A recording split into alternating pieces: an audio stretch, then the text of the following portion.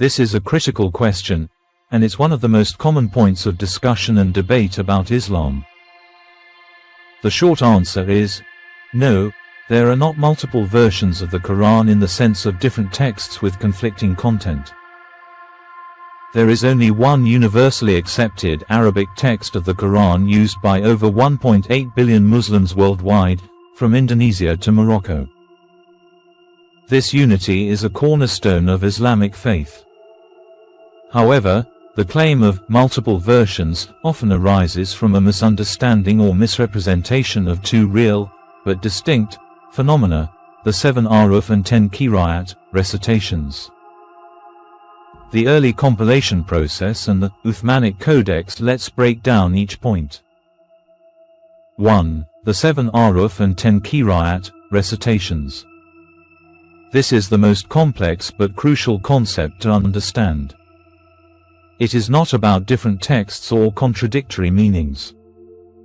Aruf, modes. The Prophet Muhammad stated that the Quran was revealed in 7 Aruf, singular, half.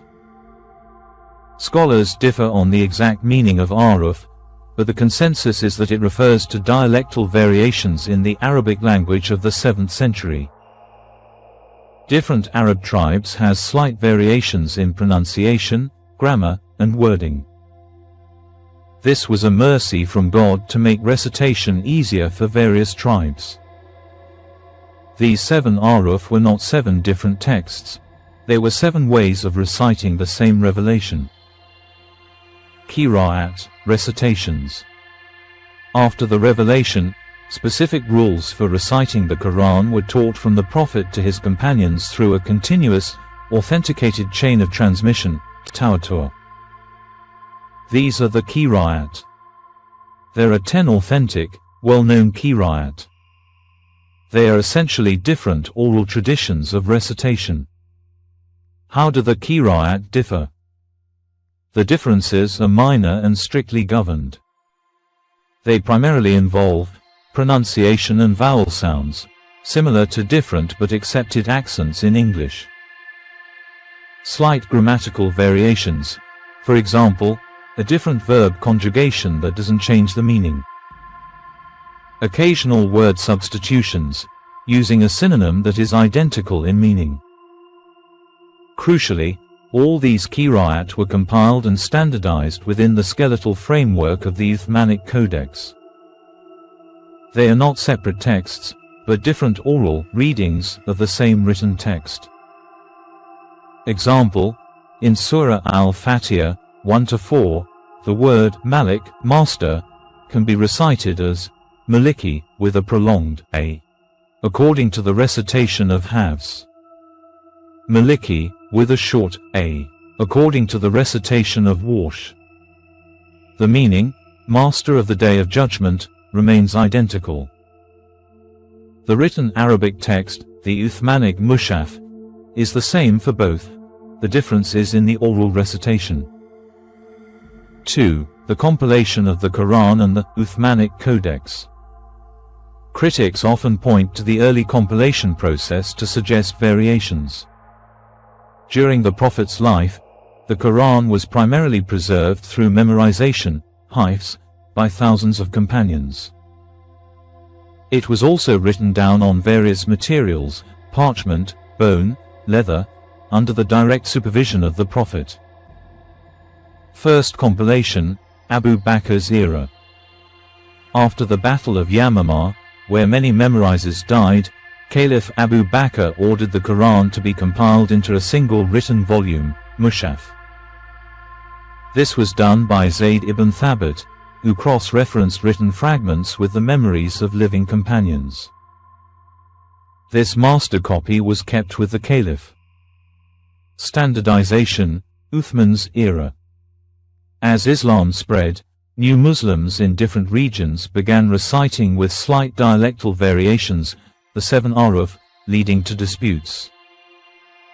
To preserve unity, the third Caliph, Uthman, formed a committee, again led by Zayd ibn Thabit, to produce a standard official copy based on the dialect of the Quraysh, the Prophet's tribe. What Uthman did, He used the original master copy from Abu Bakr's time. The committee verified every verse through written fragments and the testimony of at least 2 companions who had memorized it directly from the Prophet. They produced several copies of this standardized codex and sent them to major Muslim provinces. He ordered that any other written fragments or copies that did not conform to this official standard be destroyed to prevent future confusion. This is the Uthmanic Codex. It is the one and only Arabic Quran in existence today. Addressing the opposing apologists from other religions, claims, when apologists claim multiple versions, they are often misrepresenting the Qira'at. They present the minor, phonetic variations of the Qira'at as if they are different texts with contradictory meanings, which is false.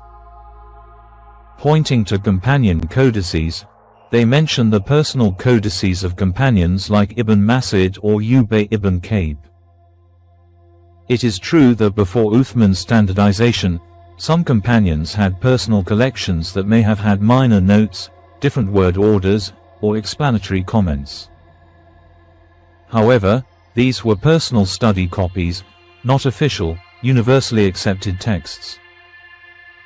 Uthman's action was precisely to eliminate any potential for confusion from these personal copies by providing a single, universally authenticated standard. The Muslim community unanimously accepted the Uthmanic Codex. Historical and manuscript evidence. The historical narrative is supported by physical evidence. The Birmingham Quran manuscript, dated through radiocarbon testing to 568645 AD with a 95% accuracy, places it firmly within the lifetime of the Prophet Muhammad. The text of this manuscript is identical to the Quran used today. To conclude, no, there are not multiple versions of the Quran. There is one text, the Uthmanic Codex. This one text can be recited in several authentic, minorly variant ways, Qira'at, that do not change its core message. The compilation was done with meticulous care during the life of the Prophet's companions to ensure perfect preservation, as Muslims believe was promised by God. Indeed, it is we who sent down the Quran, and indeed, we will be its guardian. Quran 15:9.